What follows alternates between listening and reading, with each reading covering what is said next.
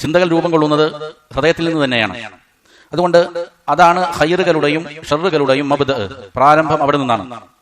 വമിൻഹാ തതവല്ലദുൽ ഇറാദാത്ത്, ആ ഖതറാത്തുകളിൽ നിന്നാണ് പിന്നീട് ഉദ്ദേശങ്ങൾ ഉണ്ടായിത്തീരുന്നത്. വൽ ഹിമം വൽ അസായിം, തോന്നലുകളും പിന്നീട് ദൃഢമായ തീരുമാനങ്ങളുമെല്ലാം എടുക്കുന്നത് മനസ്സിൽ ആദ്യം ഉണ്ടാകുന്ന ചില ചിന്തകളിൽ നിന്നാണ്.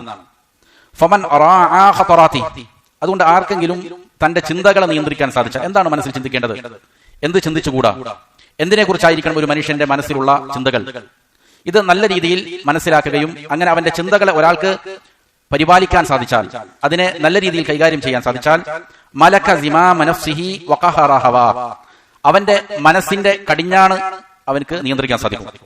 അതേപോലെ തന്നെ അവന്റെ ഇച്ഛകളെ അവന് കീഴ്പ്പെടുത്താനും സാധിക്കും. ഏതൊരു മനുഷ്യന്റെ ചിന്തകളെ ഒരാൾക്ക് കീഴ്പ്പെടുത്താൻ സാധിക്കുന്നുവോ, എന്നാൽ അവന്റെ മനസ്സിന്റെ കടിഞ്ഞാൺ അവന്റെ കയ്യിൽ വരും.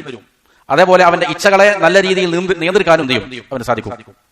എന്നാൽ വമൻ ഗലബത്ഹു ഖതറാതുഹു, ഏതൊരുവന്റെ ഖതറാത്തുകൾ, മനസ്സിലെ ചിന്തകൾ അവന് കീഴ്പ്പെടുത്തുന്നുവോ, ഫഹവാഹു വനഫ്സുഹു ലഹു അഗ്ലബ്, അപ്പോൾ അവന്റെ നഫ്സും അവന്റെ ഇച്ഛയും അവന്റെ മനസ്സും അവന്റെ ഇച്ഛയുമെല്ലാം അവനെ പരാജയപ്പെടുത്തും, അവനെ തോൽപ്പിക്കും.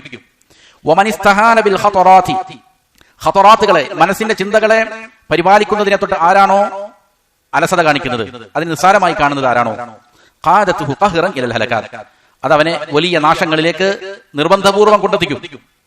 ആര് അവന്റെ മനസ്സിലെ ചിന്തകളെ നിയന്ത്രിക്കുന്നില്ലയോ, അത് തീർച്ചയായും അവനെ അനിവാര്യമായും വലിയ നാശങ്ങളിൽ കൊണ്ടെത്തിക്കുക തന്നെ ചെയ്യും. അതുകൊണ്ട് തന്നെ ചിന്തകളെ നല്ല രീതിയിൽ രൂപപ്പെടുത്തുക എന്നത്, ചിട്ടയുള്ളതാക്കി തീർക്കുക എന്നുള്ളത് വളരെ പ്രധാനപ്പെട്ട കാര്യമാണ്.